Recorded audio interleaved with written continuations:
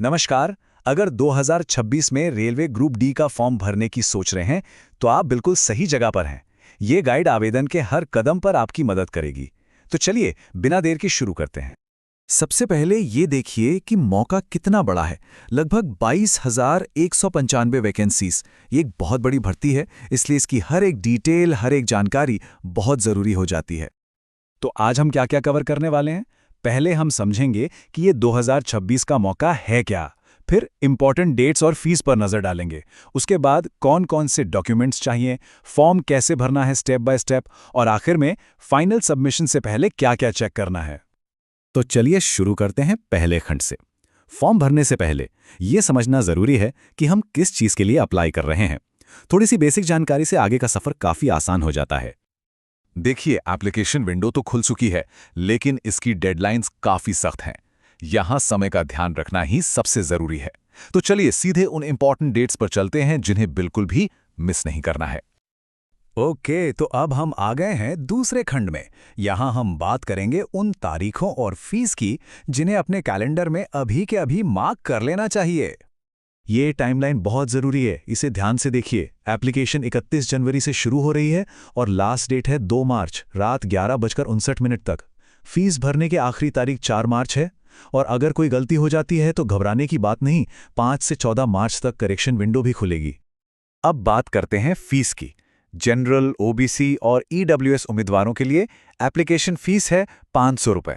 लेकिन इसमें एक अच्छी बात है, अगर आप सीबीटी एग्जाम में बैठते हैं तो 400 रुपये आपको रिफंड हो जाएंगे, और एससी, एसटी, महिला और दूसरी आरक्षित श्रेणियों के लिए फीस है 250 रुपये, जो एग्जाम देने पर पूरी की पूरी वापस हो जाएगी। चलिए अब आते हैं तैयारी वाले फेज पर। फॉर्म भरने बैठने से पहले ये सारे डॉक्यूमेंट्स अपने पास इकट्ठा कर लीजिए। इससे प्रोसेस में कोई रुकावट नहीं आएगी और सब कुछ आसानी से हो जाएगा। ये देखिए, ये है जरूरी डॉक्यूमेंट्स की ऑफिशियल लिस्ट। हमने इसे सीधे स्रोत से लिया है ताकि आपके मन में कोई कंफ्यूजन न रहे। तो आपकी चेकलिस्ट में क्या क्या होना चाहिए? सबसे पहले आधार कार्ड वेरिफिकेशन के लिए, फिर 10वीं क्लास की मार्कशीट, अगर आप आरक्षण श्रेणी में आते हैं तो आपका जाति प्रमाण पत्र, और हाँ, एक चालू मोबाइल नंबर और ईमेल आईडी। ये तो सबसे जरूरी है क्योंकि सारे अपडेट्स आपको इन्हीं पर मिलेंगे। ओके, सारी तैयारी हो गई। अब आते हैं सबसे जरूरी हिस्से पर, ऑनलाइन फॉर्म कैसे भरना है। चलिए मैं आपको पूरा प्रोसेस स्टेप बाय स्टेप बताता हूं।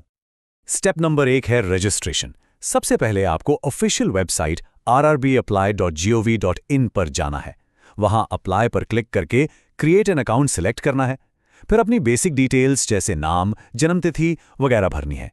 इसके बाद आपके ईमेल या मोबाइल पर एक ओटीपी आएगा।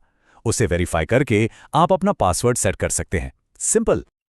अब ये बात गांठ बांध लीजिए, रजिस्ट्रेशन के टाइम जो डिटेल्स आप भरेंगे, खास करके नाम, जन्मतिथि और मोबाइल नंबर, वो बाद में कभी भी चेंज नहीं हो सकती।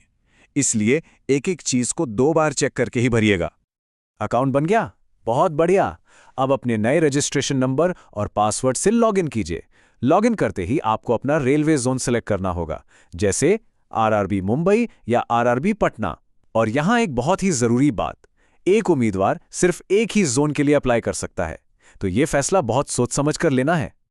लॉगिन के बाद आगे की डिटेल्स भरनी है। सबसे पहले अपनी श्रेणी सिलेक्ट कीजिए, एससी, एसटी, ओबीसी या जनरल।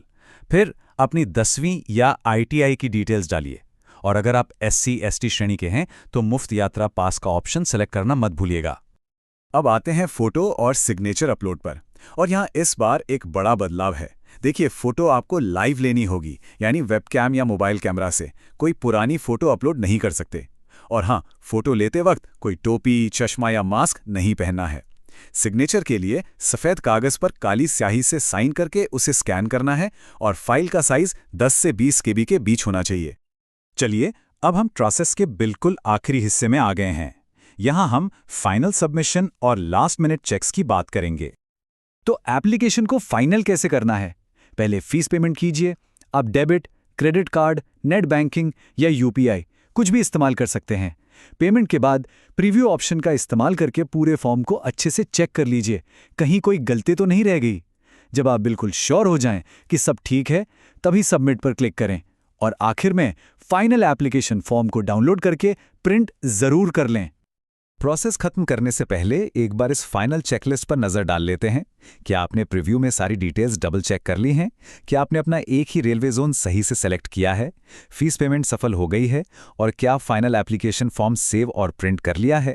ये छोटे छोटे स्टेप्स आपको आगे की बड़ी परेशानियों से बचा सकते हैं। तो इस पूरी जानकारी के साथ अब आप आवेदन प्रक्रिया के लिए बिल्कुल तैयार हैं। अब सवाल बस इतना है, क्या इस सफर में अपना अगला कदम उठाने का वक्त आ गया है?